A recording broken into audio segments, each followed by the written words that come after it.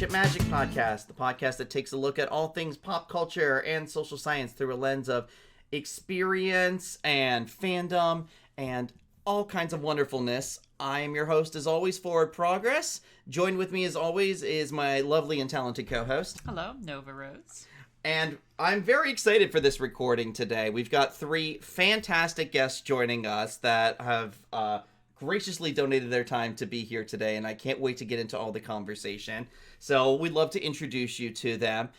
First one here, you may have seen him guest with us in a recent episode of My Little Tonight Show. It is Bolt, aka Bolt the Super Pony. Hello. Great. I'm really glad to be here. Thanks for having me. Absolutely, absolutely. It's a pleasure. We've got two other fantastic musicians from the fandom who are joining us today. First of all, you may know him as Sloth Penswell's clone. You may have known him as an amazing musician, lead, if I'm not mistaken, for TruckCon recently, and various other convention roles. It is Luckrock. That's me. Soft too. Oh, I can't wait until we can mess around with that at conventions too. Oh, it's gonna be a blast. I can only imagine now. And last but certainly not least, joining us is a delightful musician who's I'm sorry to put you on the spot like this, but I've been listening to the Nines a lot this week. So, ladies and gentlemen, Phillies and Gentlecolts, give it up for Koa. Hello, hi, that's me. I'm Koa. Thank you again for joining us today.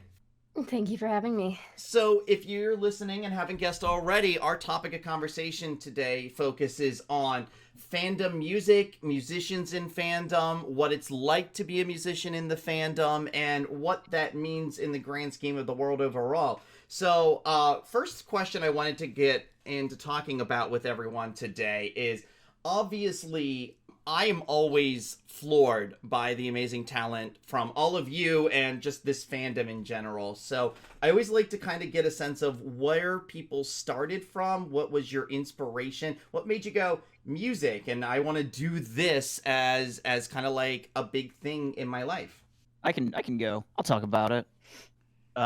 Growing up, I had like an acting background. I had like a lot of acting classes as a kid, and I was in a lot of plays. But eventually I kind of realized that that's not really what I wanted to do, but I was still like big into entertainment. And so like by the time I was getting towards the end of high school, I was like, I want to do some kind of performance thing.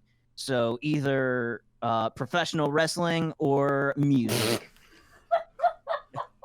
Okay.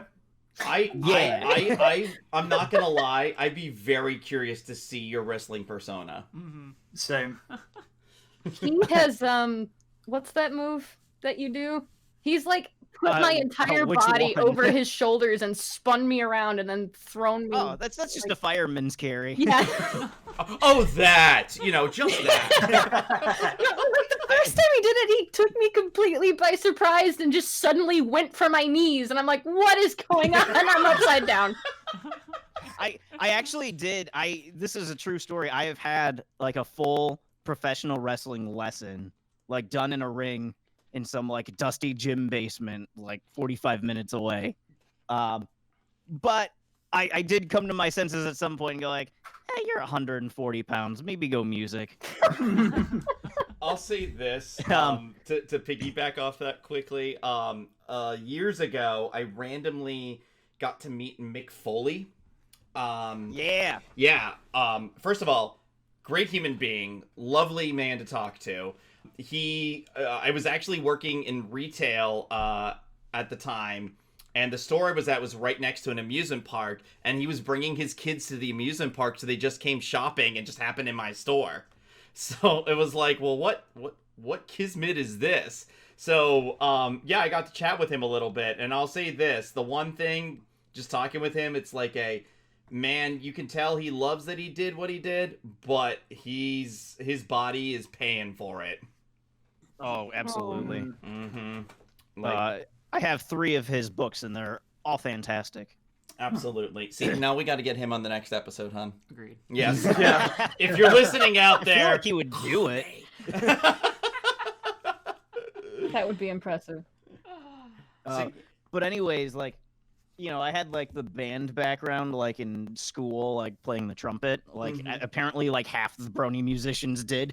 Um, but right, so the show took off during my first year in college, and it was once I started going to conventions and actually attending the concerts and like seeing these people on stage, like doing the Brony thing and like really bringing people together through that kind of music. I was like, that's what I want to do. This is like the best place on earth, is at a concert at a Brony convention. And so I dedicated myself. I was like, all right, I'm going to get through college. I'm going to get myself a job where I can afford to like have music things and make music. And I'm going to go down that route. And I did. And I love it. It was a great choice. Awesome. Yeah, we're definitely glad you did too. I'll say that. Yeah. Yeah. So let's. I'm just gonna kind of go down the line at this point. Koa, what got you into music as kind of like this whole crazy Brony musician thing? Goodness. Pardon me. So music itself, it goes way back for me, like preschool years. Like there'd be these sing-along tracks on the CD, right? Like on kid CDs, it would play through the first time, with all of the voices in it, but then they would have like a second set of tracks with the main vocals taken out. And I loved singing over those. I'm like, yeah, I'm a pop star. Look at me go. But so yeah, I was raised listening to a whole bunch of different music by both of my parents, which I'm super grateful for. But I went through like children's choirs, and I did the band thing too for 6 or 7 years. I was a clarinetist. But in high school, EDM came to my attention, and I was like, how is this stuff made? I need to know. I did not know what music production meant, period. I had no clue until I found EDM, and through that found programs I could use to make music. So I found LMMS, downloaded it, and just hit the ground running and just started making stuff. That's awesome. I haven't stopped. Yeah. I was just gonna say, like, we're seeing it now. I don't use LMMS anymore. Clarinet dubstep 1. We're gonna come up with all kinds of new genres right on the spot, right? Those clarinet shops are long dead, but yeah. Didn't you play clarinet, Rose? I wanted to. I never actually ended up playing though. Oh, okay. Because we actually found... What stopped you? I don't know. I think I didn't have the self-discipline to teach myself. That being said, though, you did have the self-discipline to learn the violin. Yeah, but that was more of like I learned. I mean, I played the violin when I was in elementary school. Then I stopped for a really long time. Then I picked it back up in middle school, and then stopped for a really long time. So I've had to like relearn it a bunch of times. Because I just kind of forgot. Well, I guess that can be your bike that you fell off and just need to get back on and start riding again, right? Yeah, I know. My violin's just kind of collecting dust at the moment. I've watched you play it, so I think you can do it. Playing, air quotes. These things come with time, trust me. Yeah, I know. All right.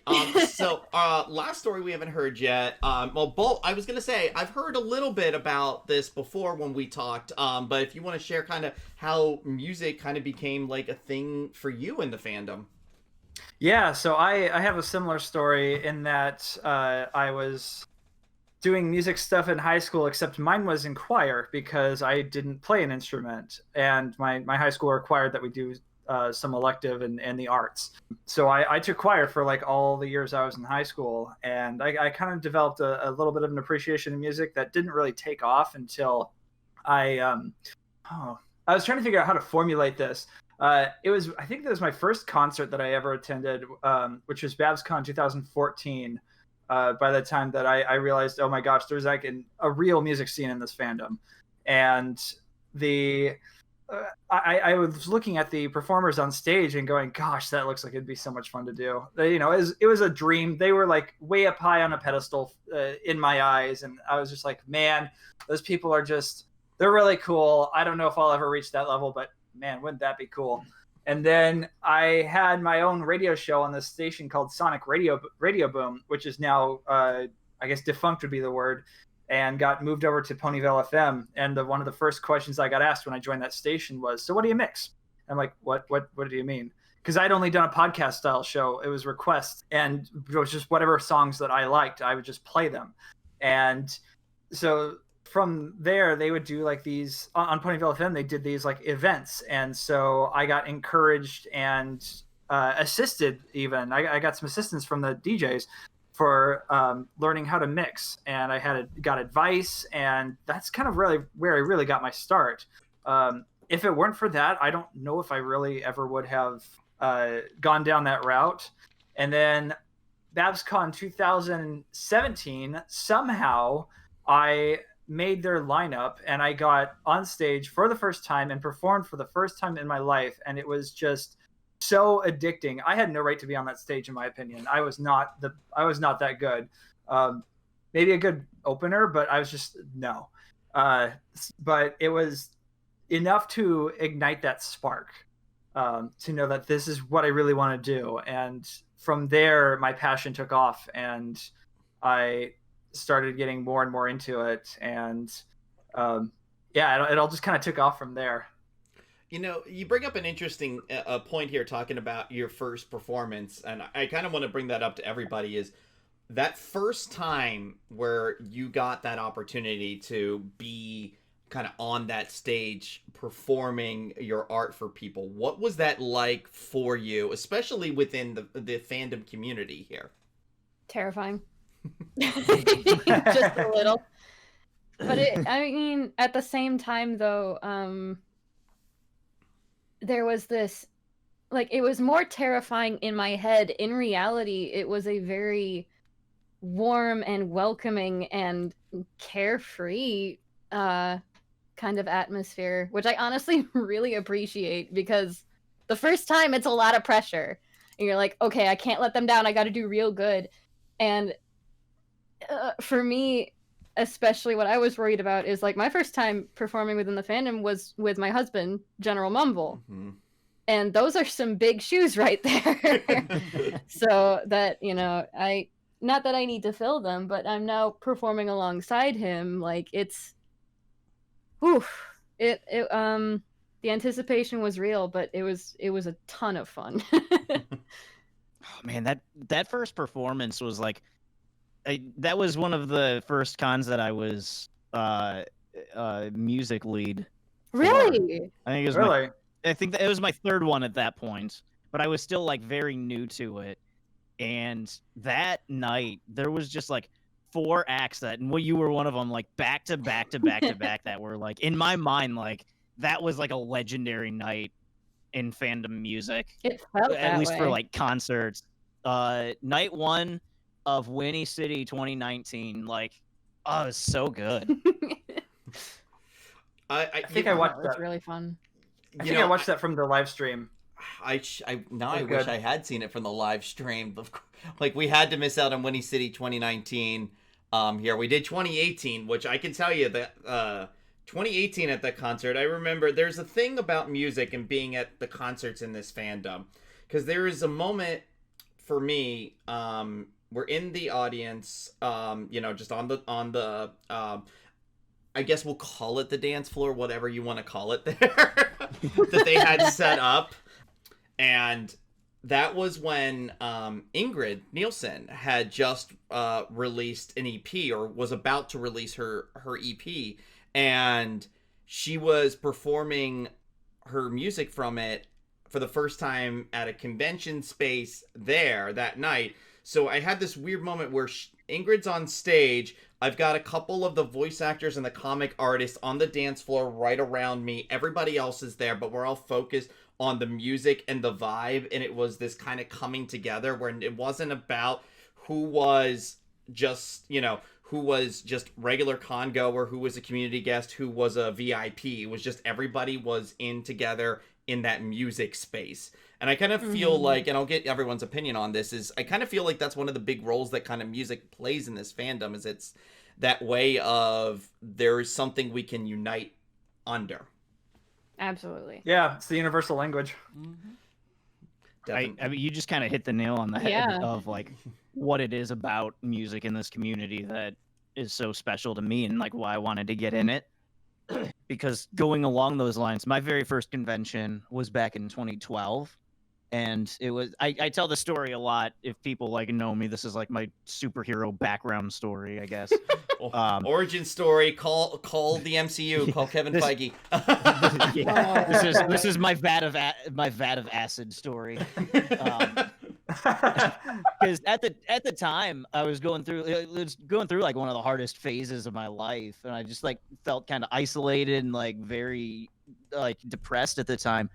And that was when I got a weekend to go to my first convention. Shout out to Canterlot Gardens. There was one. It was actually like 10 miles from where I live now, and it was amazing. And it was at the concert. I was with a couple of my like close friends, and I remember at one point, I mean, there's probably 100 people in there that we don't know any of them.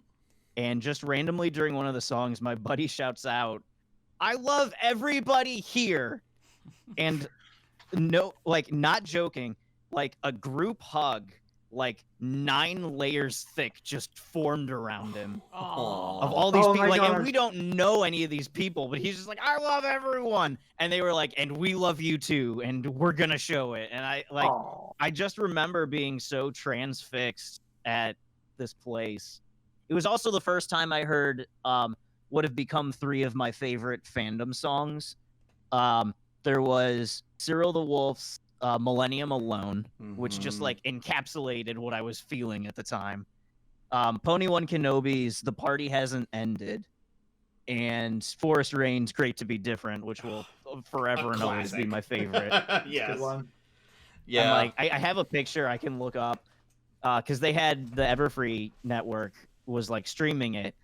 And so, like, they would show the concert, and then sometimes the camera would pan to the audience. And I still have a concert of me from 9 years ago, just like transfixed at this stuff. Going off of your story with the hug, and I wish that was. I wish I could have attended more conventions. I didn't have the money to go anywhere outside of the West Coast, but the when I went to Brony Can 20, oh no, I'm gonna forget the year, 2018. No, it was 2017. Their last year, their final year, and I'm totally spacing. I think it was 2017.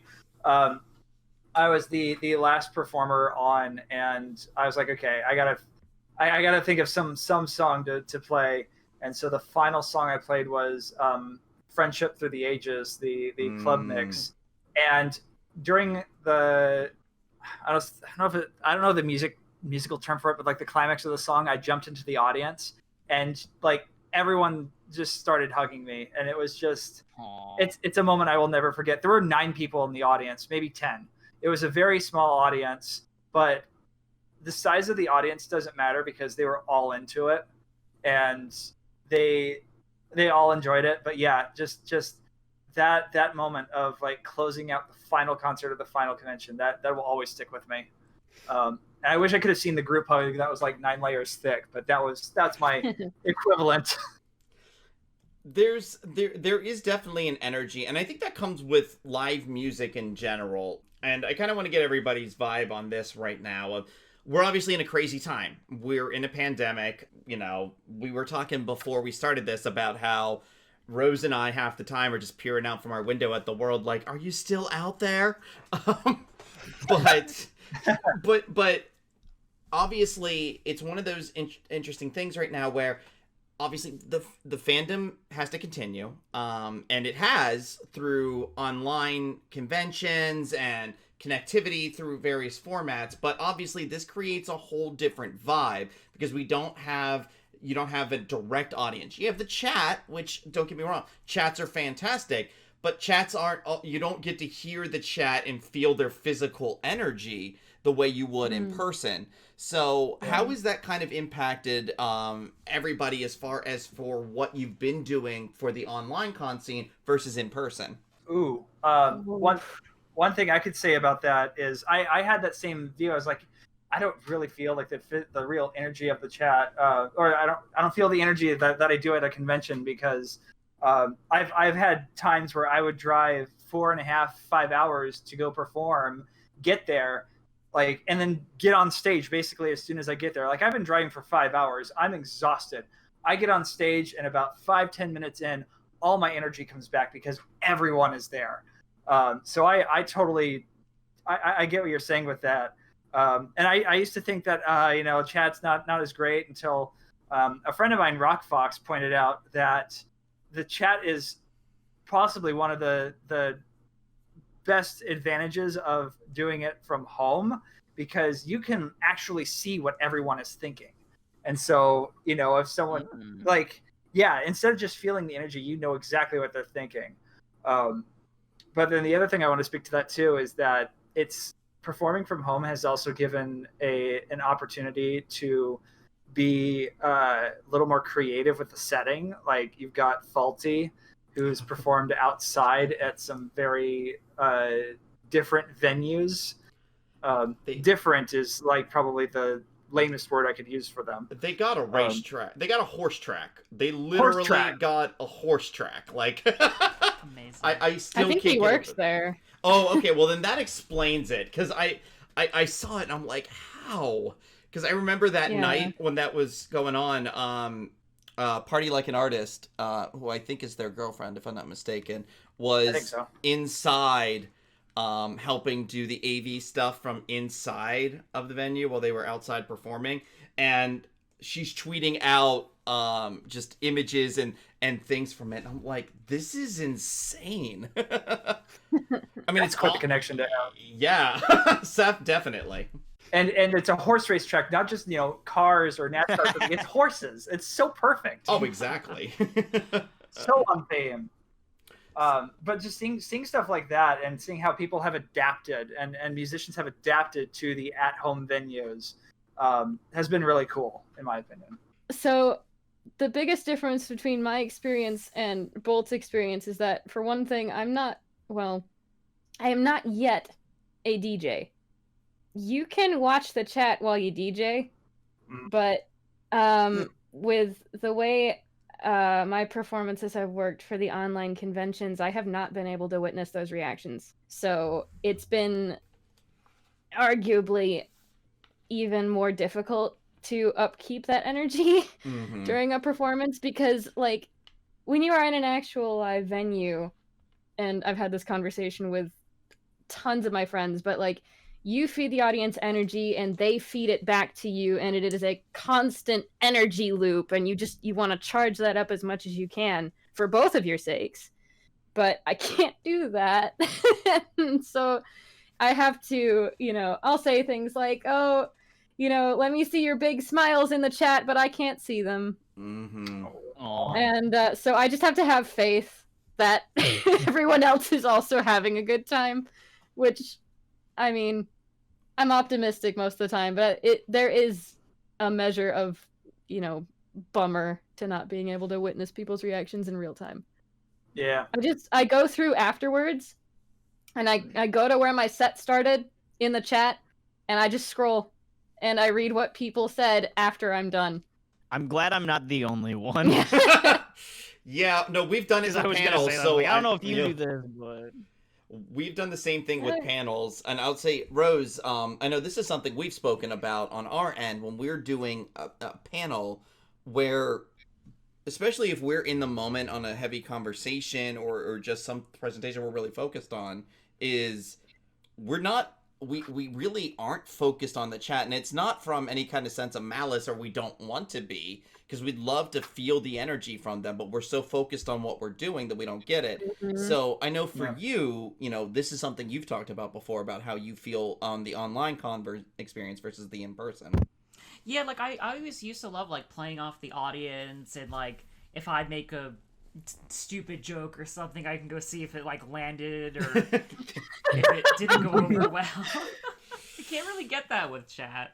You get my reaction, which, I mean... Like, I remember, what was it, the Mad Lib panel, I was starting to do that really silly voice, and I would have loved to see the audience reaction to that. Yeah, I mean, from what I've seen, people liked it, but that is a definite thing of you read what's in the chat and you go, okay, I think people liked it, but it's sometimes can be hard to say specifically, like, yes, this is the thing.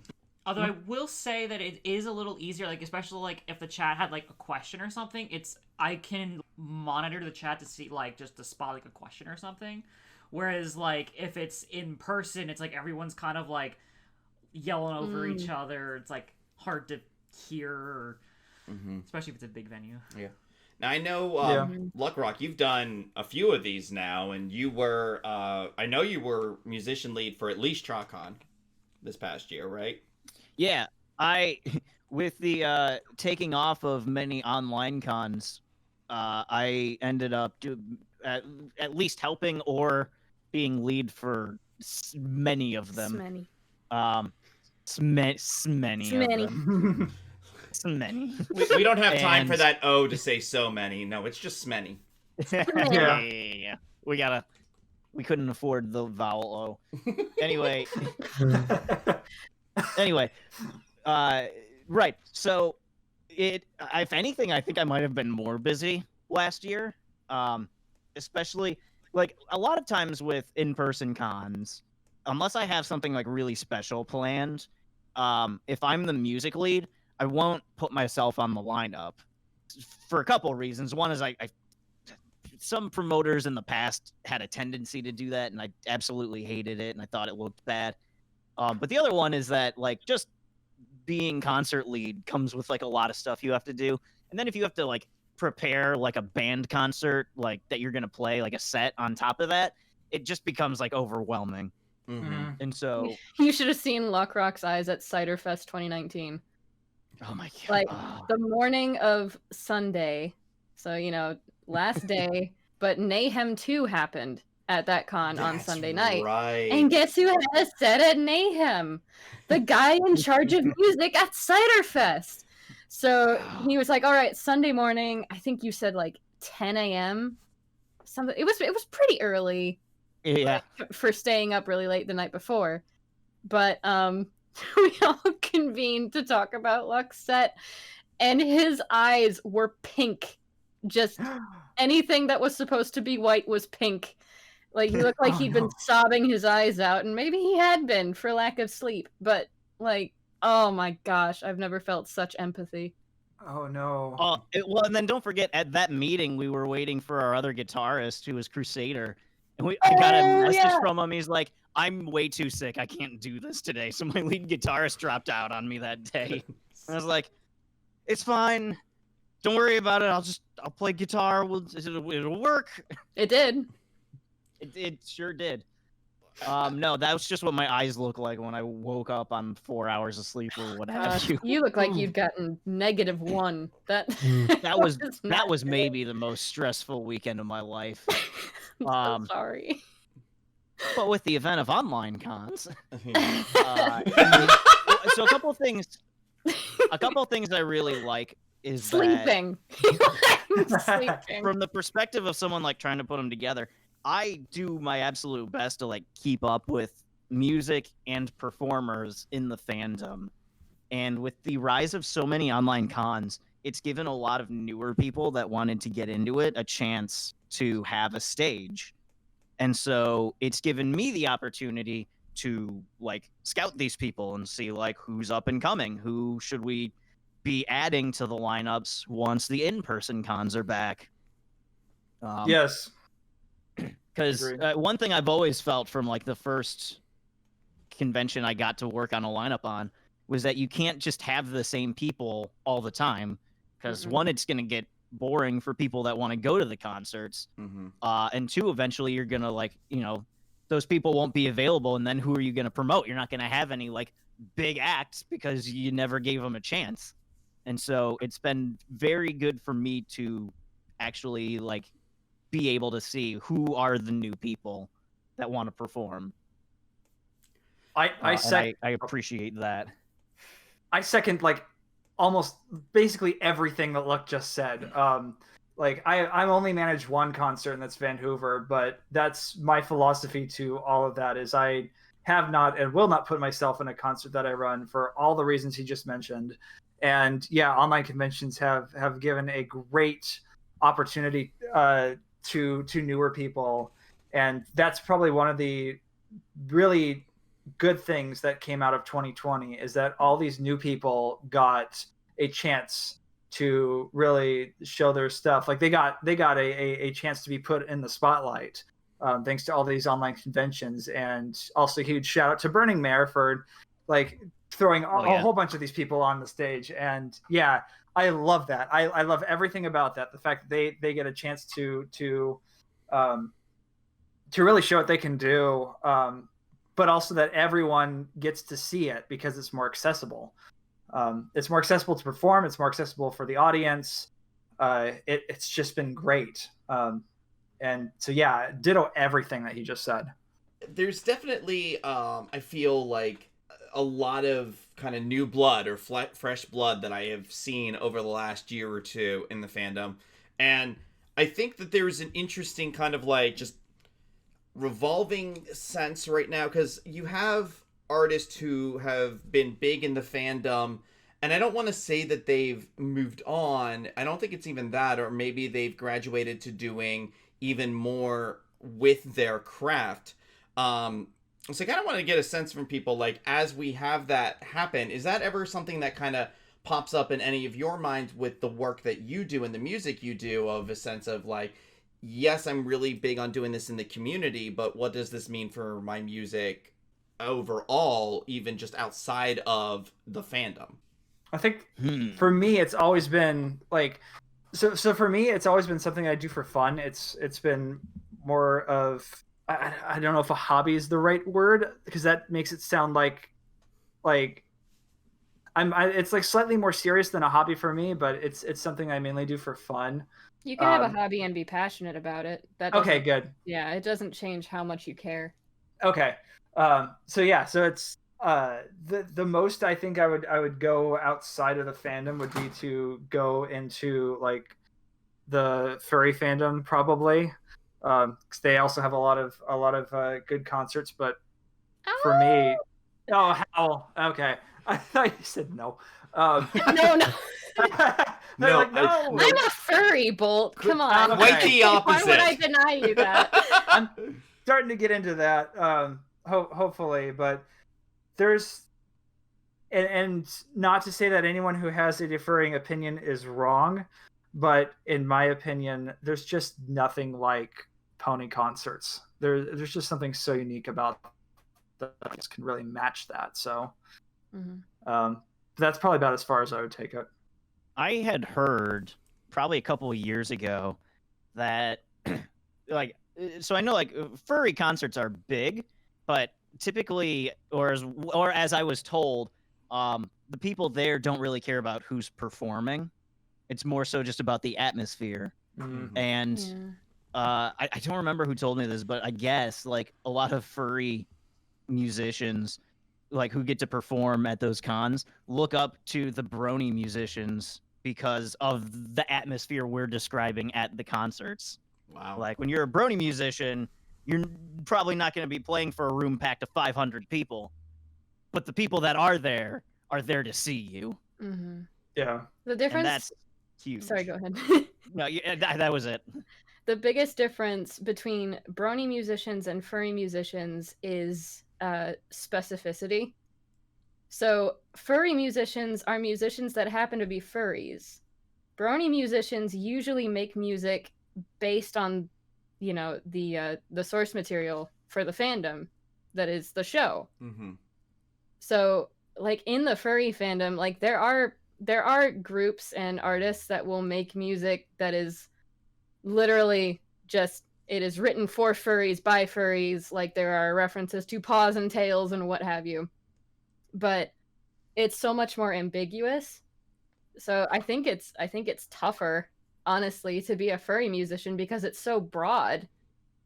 Whereas like within our community, like we know what we like, we know what inspires us, and we keep returning to it. Now, going off of that here, let me ask you all something that's on my mind. How does that play into when you guys write or just get into creation of a song? Is there a process where it's something comes across where you're like, this is something I want to do, but it's not specifically Pony? Or how do you factor that into your creative process? To be honest, I am constantly inspired by Pony. Like, I can't help it. It is my... I don't know if this sounds lazy, but it is my default source of inspiration. Like, if I want to write something, I'm like, what's an underdeveloped character that I could try and, step into their shoes? Or, what alter ego story can I write about this? Like, I have so many what ifs about, the world. And I don't know. I can't leave it alone. There's nothing wrong with that, though. I mean, heck, if there was something wrong with that, I started a project 6 years ago based on Pony, and I'm here now talking about Pony. So if you're lazy, I'm lazy. So we'll go be lazy together, okay? Sounds fun. It's a date. Yay! Yeah, going alongside of that, I mean, I everyone knows, I love the show. I've seen it, every episode so many times. There's never any deficit of, the show having an impact on me, relating to it. And I think, the best thing about writing music is, having an episode or a moment for an episode that, really hits you in the feels, and then taking that emotion and turning it into music. I think... most of my best songs started from me taking something about a character or a moment from an episode and being that is a theme right there. My favorite song to play, when I first watched the show, like everyone in 2011, my favorite character was Rainbow Dash. She's and I talked about I want to be a performer, right at the top of this interview. That was Rainbow Dash. She's she's working for the weather team or whatever, but what she really wants to do is be this big performer up on the stage with the Wonderbolts. And I was like, I love that. Give me more of that. And so I always had this big emotional thing there where I was like, man, I really hope she gets it. I want to see her succeed, because that was a part of me that I was cheering for. And so the day Newbie Dash premiered, my mind was blown. I wish I could have seen that episode with you, because that's actually one of my favorite episodes, and I even did a whole panel segment on it recently. It's a great one. Yeah. Thank you. Not enough people appreciate Newbie Dash. For a lot of people, I think, they just saw it's Rainbow Dash episode.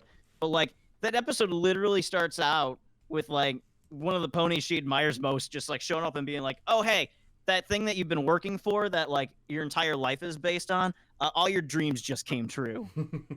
That's how I saw it. And I was like I pretty much watched that whole episode with my jaw on the floor. Yeah.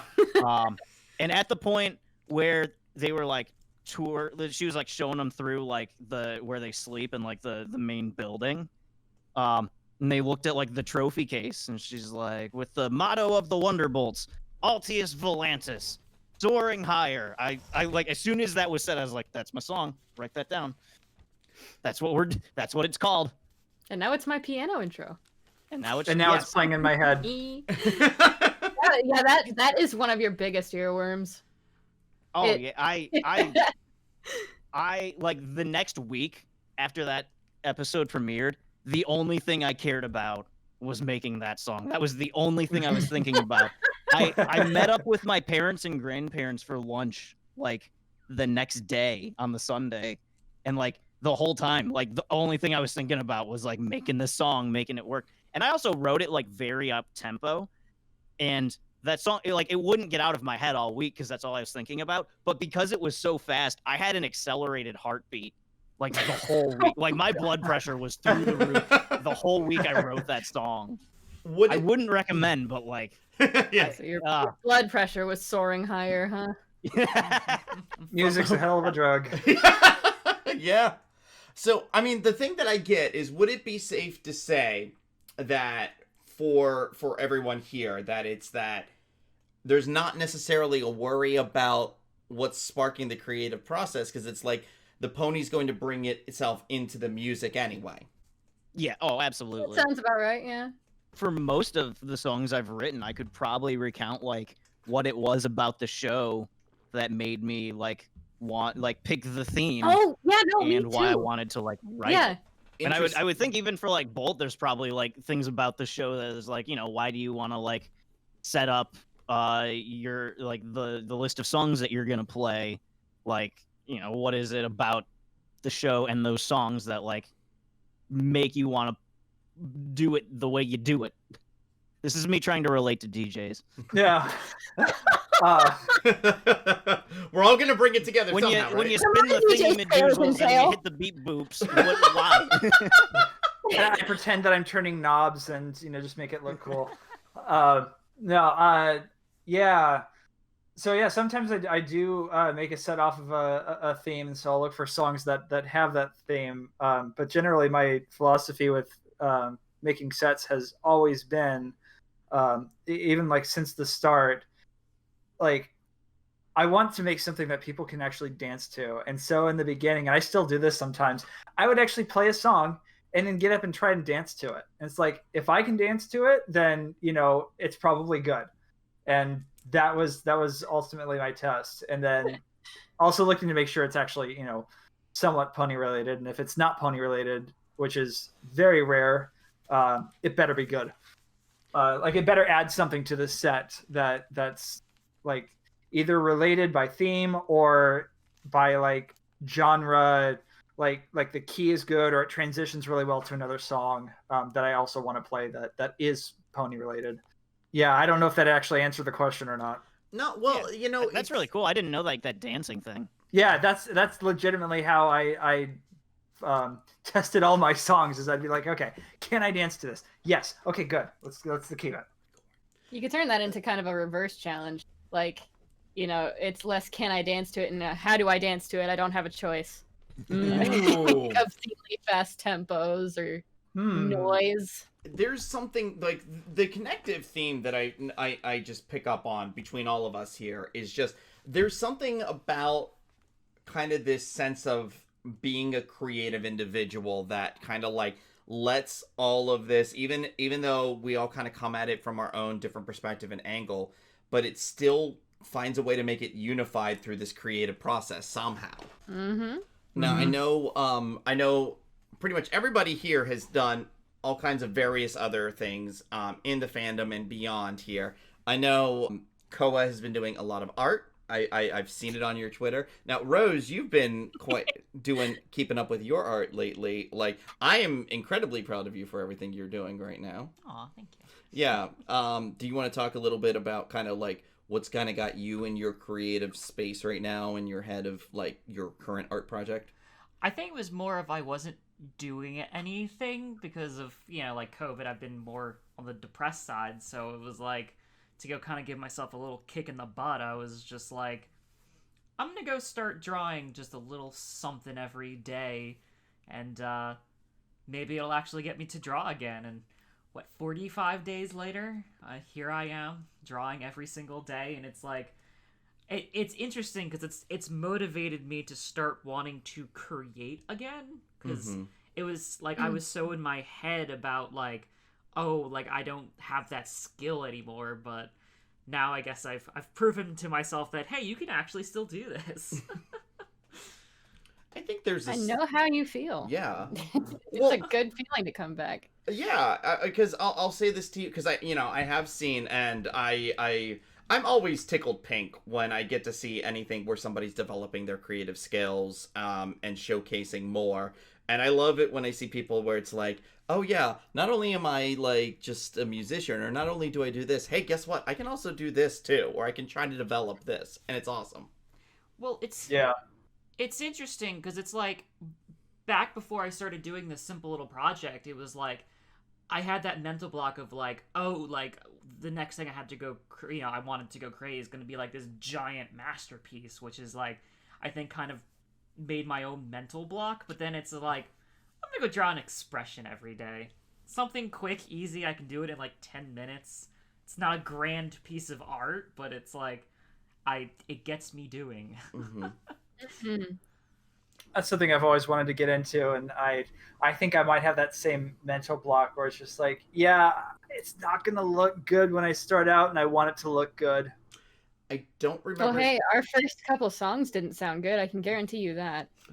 Well, and I think you have to start somewhere. There was a quote from Lauren Faust, and I don't remember the exact one, so I'm paraphrasing it. But it was essentially like, you need to get 1,000 really bad drawings out before you start being happy with your work and having it look the way you wanted it to. Mm-hmm. And that sounds about right. Yeah, it's a, like, you have to work at it, and you're not always gonna be the most proud of your work. Like, I can honestly say I'm not the most proud of every single thing I've done. Heck, I still remember the very first panel I ever did had 3 people in the audience, 2 of which were my friends. So it was like, you're not always gonna get the results you want right away, but if you keep doing at it fun? Exactly. Because I know, with me drawing every single day was like, not all of them were like amazing pieces. Like, I know there's like 2 or 3 of them that I'm like, I could have done better with these, or they don't look quite right, but it was like, you know what, I did something. And I think that's more than fine. Yeah. It is. Yeah, I think that's a thing, and I'll kind of bring this around here to everybody again of how do each of you deal with when you have those kind of creative roadblock moments here? What is kind of your thought process and your strategy to be like, okay, I'm hitting a little bit of block on what I want to do. What do you do to kind of like move past that in the moment?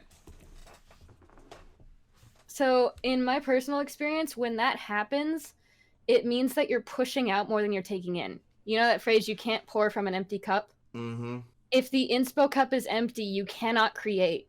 So you have to refill it. So for me, I dive straight into something that I know will get the cogs turning in my head. So if that means like watching the show, watching something someone else created lately, reading Fallout Equestria, that's been a really good one for me. Playing Fallout itself, playing other video games, watching other shows, just anything. Just getting my feet wet. I actually just recently spoke to a psychologist about this, and what they said was when you have that kind of block, what you need to do is just find the things that are fun. So like in my case, maybe like, stop worrying so much about like writing or producing and just like pick up my guitar and just, play some old songs or some like popular covers that I like. Like just doodle around, do the things that like you enjoy. Don't worry about the work in that moment, and just like kind of rediscover what it is about what you're doing that you love, and get yourself like back in the right mindset. Yes. So that when you look at it again, you can move forward. Yeah, my creative process is going to be different from theirs because like I don't produce music, at least not yet. It's something I've also wanted to kind of get into. But for me, it's just listening to music. Every morning I have a water resistant Bluetooth speaker that I take in the shower with me every morning, and I'll turn on either Ponyville FM or like Brony Tunes Radio or something, and I'll listen to Pony music every morning. And sometimes a song comes on that I think, man, it'd be really cool if I bet I could match that up with something, and then I'll go try to find it. And I have an entire YouTube playlist of potential mashup songs that if I ever want to go back and listen to and see if I can make it work, that I can do that.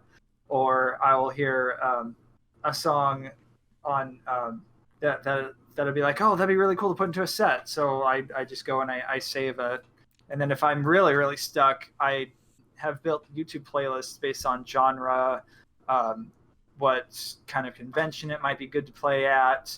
And if I'm doing a set that's based off of that, I'll just go and I'll start listening to all the songs I have in that playlist. sometimes look up more, and usually my inspiration comes back if I'm ever kind of in a slump. That's how I get it back. But just I don't know. I haven't really probably experienced that lack of inspiration like other artists, like people who actually like make music have. But I also try to feed myself with inspiration every morning. Like that's how I start my day. I think music in general just has that tendency to do that. That's one of the big powers of music is depending on your emotional state, a certain piece of music will be the exact thing you need to either comfort you or inspire you to kind of keep yourself going and keep yourself motivated. Totally. Yeah, I know for me, I mean, gosh, I could probably talk about this for hours, but you know, there are pieces of music that I can remember discovering back as a teenager that just like blew my mind. And when I think back on those days, like the music is what I think of because it's what helped get me through. Like, you know, when, you know, because when I was a kid, I had a lot of things I was going through. Not the happiest home to grow up in. And, you know, I have clinical depression and generalized anxiety disorder, which was going undiagnosed at the time. So it was a lot on me, and music would be that thing where I'd come home from school, throw myself in my room, and there would be certain things that I would put on, and it would be like, this is the exact thing I need to get myself back to kind of, God, homeostasis sounds like the wrong word, but the right word at the same token of like back to okay. What were those things? I really want to know. Oh gosh. Radiohead's OK Computer, when that came out, blew my mind. Yeah. And that's one I come back to every so often to this day. That was a big one. I'm a big fan of Garbage. I listen to a lot of God, that sounds horrible. I listen to a lot of Garbage. But Hey, we all do. It's okay. yeah, no, but like, yeah. God, Shirley Manson is a goddess. I'll just say that. But there's so many others. I mean, even this week was such an up and down week for me at my job. So I'd have days where, and I'm sorry, I'm throwing you on the spot again, but like I said, I listened to a lot of Koa this week, partially because I knew I was having you on this weekend, but also just because like, seriously, I can put that album on and just vibe to it. Like, I bounce back and forth between everybody that's on here. I bounce back and forth between a lot of your stuff this week. So yay, you had listeners. Hooray. It was me. I looked forward to survive. Woo! But then yesterday, I'll tell you, it's funny. Yesterday was kind of a hell day for me at work. So I had to switch vibes. So that was my, like, okay, bring on the metal playlist. And, like, today's hell. Like, all right, Metallica Frantic, go. Like, I need to just get it out. But that's the thing, is you have all these different things that will inspire you in different moments that just keep you going, which is just that amazing power of music. And I think that's the other thing, is I feel like that also inspires us to do all these other creative things, just even outside of music, whether it be art or, you know, kind of just coming up with different kinds of entertainment options, presentations, etc. I know, God, I had to bring this up at some point because I was tickled pink watching the fact that Luck Rock has between two Brayburns. Oh my gosh, it was just, I was like, yeah, I see this. And it's great, by the way. That wasn't supposed to be a thing, and then it just worked out that it did. There is something, though, if you do it in the right way, like, you can definitely have fun with it. Because the thing about, and I've always kind of taken this in of, like, we're not perfect, and, like, we always want to give each other big hugs and everything, and you know me, I am all for that and being supportive. But having a sense of humor where we can look at the things where it's like, yeah, we can be criticized, and that's okay. Being able to accept a little bit of that, kind of the other side of things, I think is crucial in maintaining creative and pushing yourself forward. Yeah, and Right. going off of what you said earlier, like if someone actually went through my previous sets and said, "Oh, you missed this transition," I'd be like, "Really? Where? Oh, yeah, you're right. I should watch out for that in the future." Like, I love that kind of feedback. Is that something, I'll ask this, is that something kind of everybody's been able to take in as part of their process, or how you all handle when you get feedback, whether it's positive or negative? For the longest time, anytime I got any feedback, my mentality was like, somebody listened. Yeah. I'm not I gonna do lie, still feel get that. Yeah, that's a familiar feeling. My like I always look for ways to improve, so I always welcome any kind of feedback I can get. Usually someone tells me like, "Oh, I loved your set," and I'm like, "Great, what did I do wrong? Like, what can I do better?" Yeah. Like really, did you really like it, or was it like, like, I don't know. But I love that. Yeah, I feel like there is a certain space that it's difficult to occupy, especially when you're trying to be in that creative headspace of, there is that that side that is the self-deprecating, nothing that I'm making is good enough. The other side of the megalomaniac, like, this is all glorious, and trying to maintain yourself somewhere in the middle where you can be proud of what you're doing, but also open to improving. And I noticed that when I when I was first kind of coming into the music scene, that a lot of musicians are like self-deprecating, and I was like, I'm never gonna do that to myself. And then Wow, that's all it took? yeah, no, I say that. I say that I'm never gonna do that to myself, and then I end up doing it, and I'm like, yeah, now I see why they do that. Because it is a lot. Like, you are putting yourself out there, for better or worse. One of the weird phenomena I've noticed, I don't know if this applies to y'all, but you know how you can like get 10 people going, "You did great." One person says, "You suck," and that's the person you listen to. There's a science to that, actually.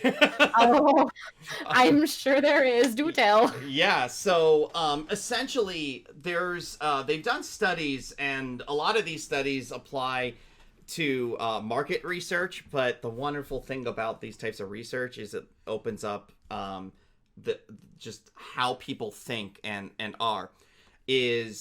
It's the same kind of thing of, if you have a positive experience somewhere, you'll maybe tell 2 people about your positive experience. If you have a negative experience, you're going to tell at least 10 people. So it's the negative things, because they stick out so much and are so like kind of not the norm, so to speak, will stick out more in our heads. A lot of it, I think, comes down to base survival of you're trying to protect your own self-esteem.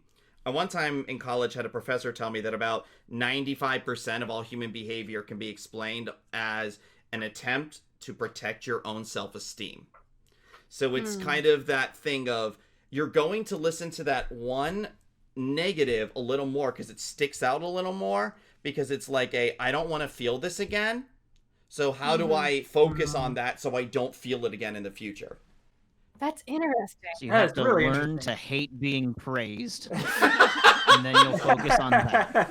But it's the thing about, and it's one of the big things that I tried to do when I started this project, is like there's a whole world of knowledge about how we think out there, and, shows like Pony and stuff that show all these things of like, yes, we can get along, and yes, we can learn these lessons and be better, but we have to believe in it and do it. So if we have the knowledge and we have the belief, we can take that in, and when these kind of brain gremlins or this or that comes up, just remember, you know what, my brain's trying to play tricks with me. Maybe, I can move past this. I'm getting better though. Like, all this to say, like, because I've experienced like hearing the mean thing over the nice thing repeatedly, like, now I'm like learning to trick my brain into not tricking me, so to speak. Like, I'll get the 10 nice comments and the 2 or 3 mean comments, and then I'll go, wait a minute, but those people were really nice. Like, why should I give these few comments any more credibility than the rest of them? Like, it's tough. It's not instinctive, but yeah. I'm gonna rope it back to an interesting episode of Pony, a controversial episode of Pony, we'll say, but that has a really good message, and that is the episode where the journal gets dispersed out and everybody has their opinion about them. Oh yeah. Yeah. Say what you will about certain things in that episode, but the message at the end about how what they did and put out there and the work that they did had those two little fillies at the end, made the impact and made a positive difference on them. That's the thing you want to focus on, and that's what I keep trying to tell myself of like, you know what? I might not have the biggest, like, you know, people following me or on whatever, but are some people listening, and are they getting something out of this? I can hang my hat on that at the end of the day. Absolutely. Oh yeah. Yep, and that's the same thing I was saying with like the 9 people that were partying with me at BronyCan. It's like it was 9 people, but boy, were they having a good time. And to me, there can be one person in the audience, and as long as they're enjoying what I'm doing, that's all that matters. Mm-hmm. Exactly. If you made one person's day better, then you did your job. Exactly. Mm-hmm. Yeah. No. I'm yeah. sorry, what You did you say, kinda Koa? I said the person whose day you make better can be your own. True. Like, Ooh, you manage gosh. to make yourself happy. That's good too. I need to get that like on a print and post that somewhere. That is Yeah. a beautiful quote. That is really good. Now, just out of curiosity, since we're kind of talking about the whole idea of kind of like lifting ourselves up through the creative process, I'm going to direct this specifically to Koa. No, this is not bad. Don't worry. But I'm going. okay, no, but considering the fact that you are literally in a relationship of creatives, of musical creatives, does that help you, or like how does that impact you, do you think, the fact that, you know, the person you have married is literally also a musician and you have collaborated in life and in music? You can't see me, but I'm like beaming at my screen right now because like I can't think of a better way for me to have ended up than with Mumble.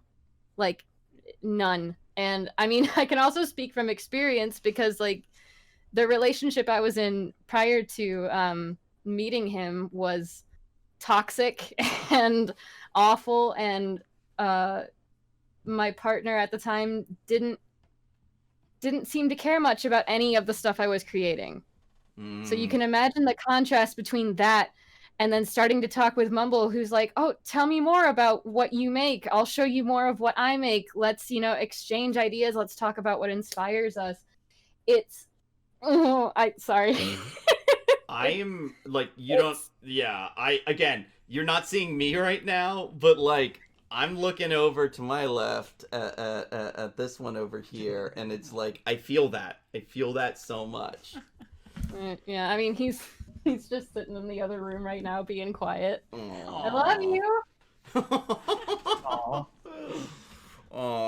We gotta do, that's it. Future, we have to do a relationships in fandom episode, honey. That would be so much fun. Because literally, like, without the pony fandom, I wouldn't have my fiance over here, so. I wouldn't either. Yeah, like it's crazy how these things happen, right?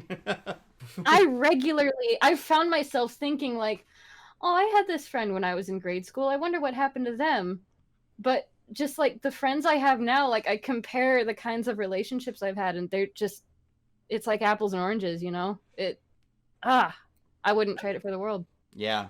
It's just the circles you get to travel. The other thing too is just people like, so fun fact for everybody at home, I had fun planning this this episode of the podcast, mainly because I knew I had to deal with balancing time zones for everybody. And thank you all for being so open for it, but realizing that I had to set this across 3 different time zones in 2 different continents.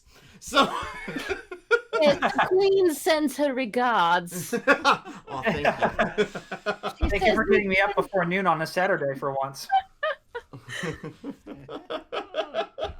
But that's kind of that thing of like realizing the people that you get to meet through these spaces, that you probably never would have without it. You know, I remember my very first BronyCon that I went to. God, that was like 7 years ago now, I guess. And I went by myself. I knew nobody. I had that thing where I discovered that I was that I enjoyed the show, and then had that like, oh crap, I'm a brony. What does this mean moment? And then that followed up immediately with the crap. Am I the only one around here? No, comes the resounding choir. Exactly. But at the time, I didn't know. But I found out about BronyCon was in Baltimore, and I live in Pennsylvania. So I'm like, well, that's not far. So I went by myself, got a little hotel room outside the city. I'm like, screw it. I'm going to find out what's going on. And by the end of it, I'm going out to dinner with guys from like Alabama and Mississippi that I probably never would have met. And like, you know, and like we're all giving each other hugs by the end of it. And I'm like, whoa, what just happened? That's kind of similar to how I found BabsCon. I wasn't really into the fandom so much, but I did follow. Oh no, I hope I get her name right. Dana Simpson, the creator of Phoebe and Her Unicorn, which used to be called Heavenly Nostrils. Yeah, so I followed her, and I saw a post of hers on Facebook, and it was cons I'm going to be at, and one of them was BabsCon SF. And at the time, I lived in California, in a city about a half hour north of Sacramento. And I was like, SF, that usually stands for San Francisco. You know, San Francisco is like 2.5 hours away from me. I could do that. And so I look up what it is, and it's like, oh my gosh, there's a whole convention on this. What is that? And so, yeah, I had the same experience, except I didn't meet quite as many people my first time. I kind of was by myself, but I did get to kind of see what the community was all about. And I was like, this is awesome. I want to come back. Like, yeah. So no, and I did find myself at one point sharing a table with someone, just some random person I literally just met at the restaurant across the street because it was so crowded. It's like, you want to get a table together? Like, you know, this might be the only way we actually get to eat in the next hour. And just chatting with him, and it's like we just became instant friends. It's like, that was cool. It definitely is. Shout out to Nicholas if you're out there. So, I'm looking at time. We're probably over time at this point, but God, I always hate to cut great conversations short. But we're having fun. Yeah. But we'll start wrapping up here, at least for the purposes of the episode. And I just want to bring up to everybody kind of like any last thoughts you'd like to share before we wrap up, and just, you know, kind of sense of what you feel about being a musician or connected to music in the fandom right now, and kind of where our future lies. I'll end on the tough one. Where our future lies. There's just an article about the G5 show that came out yesterday. Like, it's coming together. My Little Pony: The Next Generation, literally coming soon. Yeah. It is excitement. It is an exciting time. It'll be cool to experience to like have been around for 2 different generations of the same thing. That'll be a new thing for me. Yeah, that'll be wild. I mean, as far as what I've seen, the fandom, especially the music side of the fandom, is still going strong. People are still making stuff. See it every week. There's new songs out every week, and albums like Ponies at Dawn, State of Sugar, they're still making albums and full of new tracks. And I mean, I don't think it's going anywhere anytime soon, and I think it's going to carry on to the next generation. And I think it was, I don't know who said this, I think it was Little Shy who just kind of encapsulated it perfectly. But they said that either we're going to latch on to this new generation and we're just going to like ride, you know, full throttle like we did with the previous one, or maybe to some extent it won't be exactly the same as the previous one, but it's going to be a whole new source of inspiration. Or we're going to look at that and we're going to go, wow, you know, G4 was something special. And I don't think it's going to be, the new generation is not going to spell the end of the fandom by any means. I think the fandom still has a very bright future ahead of it, and the magic that it's brought is still there, and that's not going away anytime soon. Piggybacking on the idea of past, present, and future, so I know that not every year is going to be like 2013, and I know that Wooden Toaster was great, but please, please, please don't let yourself miss out on like new and up and coming musicians just because you missed the old ones. I am begging you. There is so much good stuff out there right now, being made right now. Like, please, it has changed my life. It might change yours. You can't see it, but I'm vigorously nodding my head right now. Yeah, absolutely. A lot of people, I think, don't know that there's so much amazing music still coming out. I'm currently working on my top 100 Brony songs of 2020. And the preliminary list, just the ones that I picked out that were like, this could be on there, is over 400 songs. Wow. And those are just like the best ones. Like, there's so much new music coming out. Be sure to check out Horse Music Herald, which is promoting a lot of them. And even with online concerts, but especially when we're back in person, be sure just pop it. Even if like you weren't planning on going to see much of the music or you're not big on that atmosphere, pick one name you don't know and go check them out.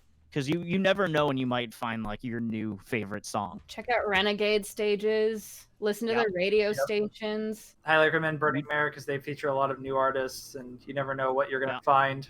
Yeah, youtube.com/luckrockmusic. There's a lot of good stuff there. You beat me to my next thing. Brayburn. So, all right. So we'll wrap up. I want to thank each and every one of you for joining us today. You already beat me to this Luck Rock, but if people want to find you, where can they do that? Oh man, I'm on Twitter at Luckrock Music. I'm on YouTube at Luckrock Music. I'm on Bandcamp at not stalling. Bandcamp at luckrock.bandcamp.com. Well, all my other links are like, you find it on YouTube or Twitter. I've got a Discord. I've got a Discord server. Go to Twitter to find my Discord. Awesome. Thank you again. And the lovely and talented Koa, thank you again for joining us. Where can people find you? Thank you. I'm most active on Twitter at Koa Pony, Koa Pony.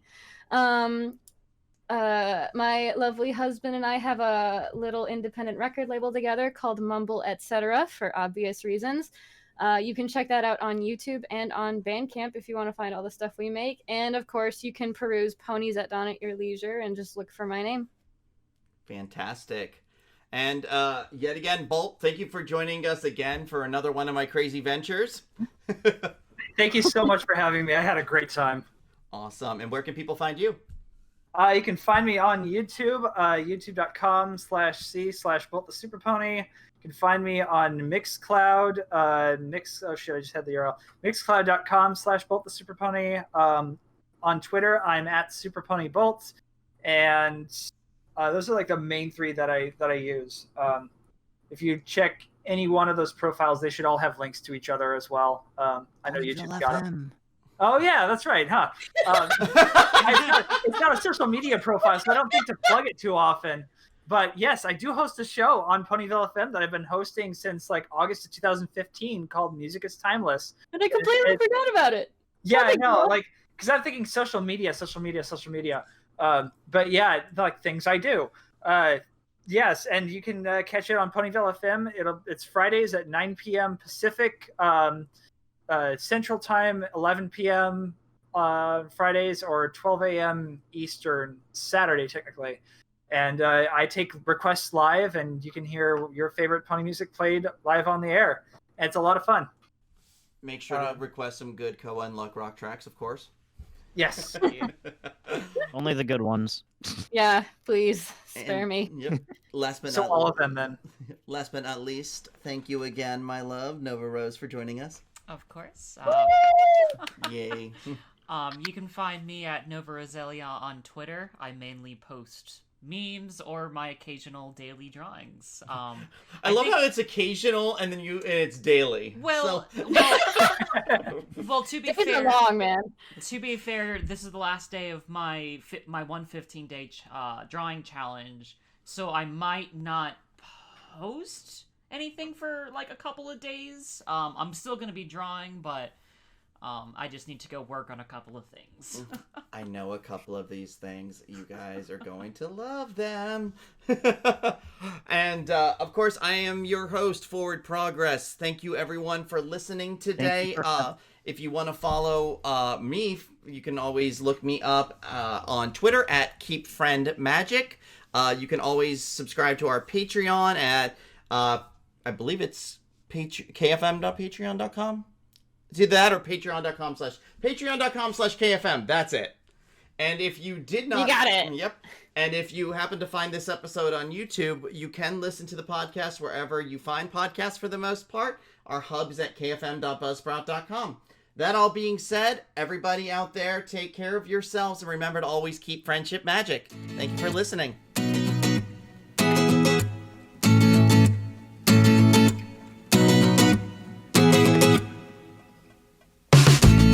A huge thank you to our patrons, Frenchie McHugh, Riftwing Designs, Statman Dan, and Jason Kuzmak. Without your support, this project wouldn't be possible.